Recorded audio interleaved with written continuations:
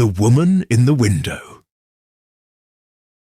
My name is Mariam, and I'm 28 years old. I live in a small town on the outskirts of Cairo, Egypt.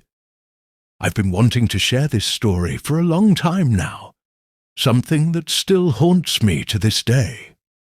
I've tried to forget, but every time I close my eyes, the memory comes rushing back.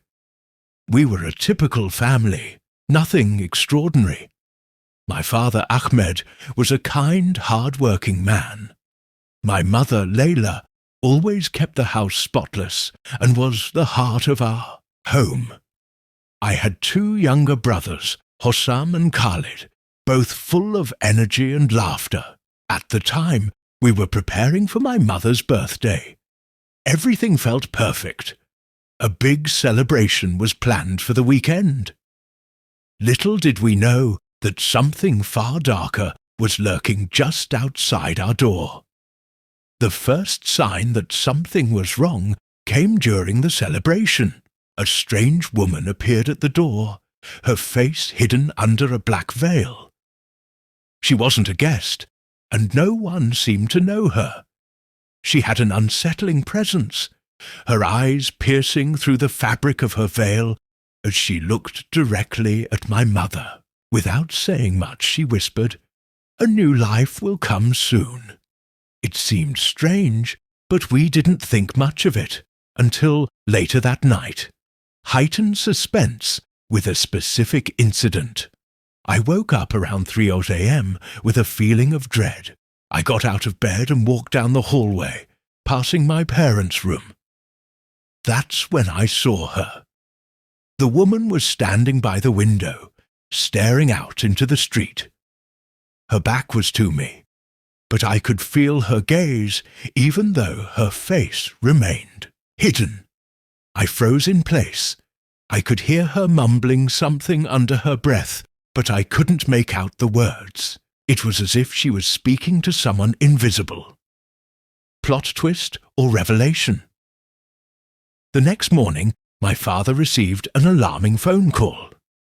My uncle, who lived nearby, had gone out for a midnight walk when he saw a figure, a tall man, carrying something wrapped in cloth. He rushed towards the figure and discovered it was a newborn baby, abandoned in the alleyway. When he tried to stop the man, the figure vanished into the shadows, leaving behind nothing but a cold, unsettling breeze. I couldn't stop thinking about it. What if that was our baby? What if my mother had given birth last night and that strange woman had somehow known? My heart raced whenever I thought about it. What would have happened if my uncle hadn't been walking that night? I thank God every day for his quick thinking and for keeping our family safe. Later, I learned about a legend in our town. It was said that a spirit, the Whispering Woman, roams the streets at night. She was once a midwife, known for her compassion, but after a tragic accident, she lost her mind and now wanders, trying to steal babies in the dead of night. She can disguise herself as anyone, blending into celebrations and family gatherings, waiting for the right moment to take what she desires. Escalate with a supernatural encounter. Over the following weeks, strange occurrences began to plague our family. At night, we would hear soft knocking on the windows, but when we went outside, no one was there. My mother often felt an icy breeze wash over her when she entered the kitchen. Her stomach would churn with unease, as if someone was watching her, waiting for her to slip up. One evening, while watching TV in the living room, I saw her again, the woman. This time she was standing outside, staring into our house through the living room window. Her veil fluttered slightly in the wind, but there was something unsettling about her eyes. They were filled with sorrow, but also something darker. My mother, sitting beside me, never noticed. I felt a coldness creep up my spine. That night, my mother became ill. She was feverish and restless, muttering something I couldn't understand. It wasn't until I sat by her bed that I realized what she was saying. "She's coming for me." My heart sank, and I knew the woman was somehow linked to my mother's condition. She had marked us, and now she was coming for what she had.